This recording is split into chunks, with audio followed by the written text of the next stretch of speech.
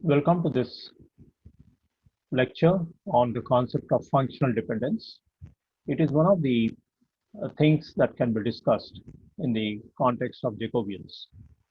Now, we have seen an earlier lecture where the computation of Jacobian was explained, and in particular, the focus was on three important transformations: transforming from Cartesian plane coordinates to plane polar coordinates, then transformation from cylindrical Cartesian coordinates to cylindrical polar coordinates, and then transformation from Cartesian spherical coordinates to Cartesian coordinates on the sphere to spherical coordinates on the sphere.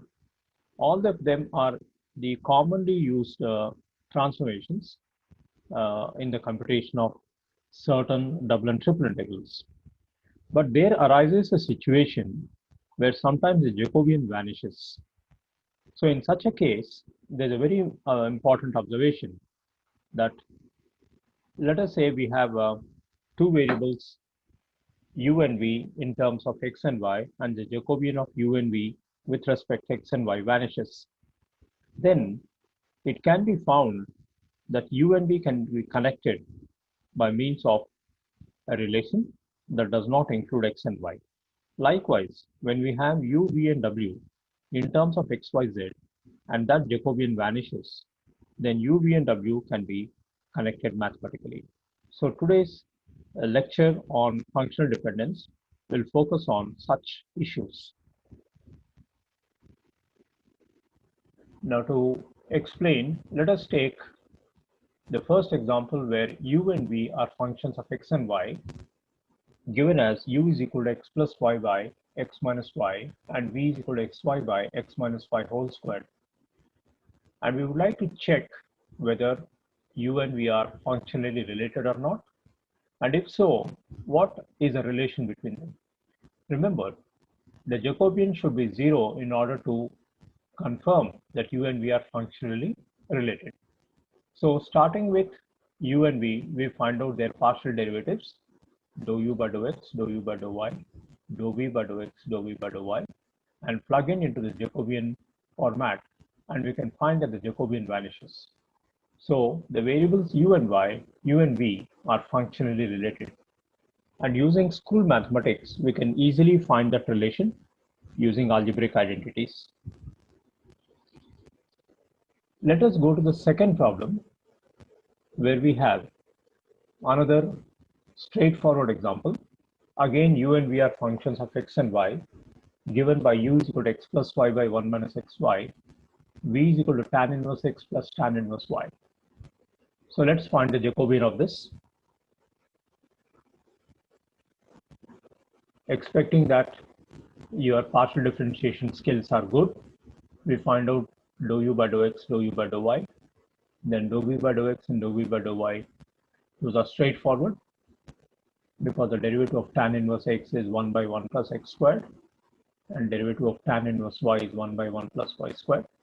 But when you talk about dou u by dou x and dou u by dou y, you'll have to invoke the quotient rule of differentiation. Once all the four partial derivatives are there, you plug in into the Jacobian format and you get a 0. Now, let us see if in the background of this particular situation, what is the relation between u and v? Now, when you go to high school mathematics and we have v is equal to tan inverse x plus tan inverse y, it can be compressed as tan inverse of x plus y by 1 minus xy. And this takes us to tan inverse of u. Therefore, v is equal to tan inverse u is the functional relation between the two variables u and v. Remember, if the Jacobian were not 0, then no such direct relation would be possible. A slightly more advanced problem where we have u, v, and w in terms of x, y, and z, and the task is the same. Are they functionally related? If so, what's the relation? So there's no complication about finding this Jacobian, and we can get, after a couple of steps and careful expansion, using certain properties of determinants, the Jacobian is 0. Now, when you take x cube minus y cube z cube, we can use the algebraic identity a cube minus b cube rule, which is a minus b into a square plus ab plus b squared. And then you can find readily that we can write u is equal to v into w, because the left hand side is u and the factored right hand side is v into w. Then we've got another example. We have got u, v, and w expressed in terms of x and y, and we will once again find out the 9 partial derivatives, plug in into the Jacobian format, and establish the answer is 0. Of course, you have to use some basic determinant properties and expansions. And then once this is there, you have to use a little bit of your skill observing the equations u and v. When you square and add them, it reduces to x square into e power 2y. And that is nothing but your w.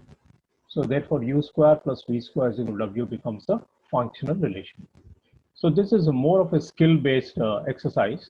The whole idea is when the Jacobian is 0, it is possible to establish a direct link between the dependent variables, which does not involve the independent variables.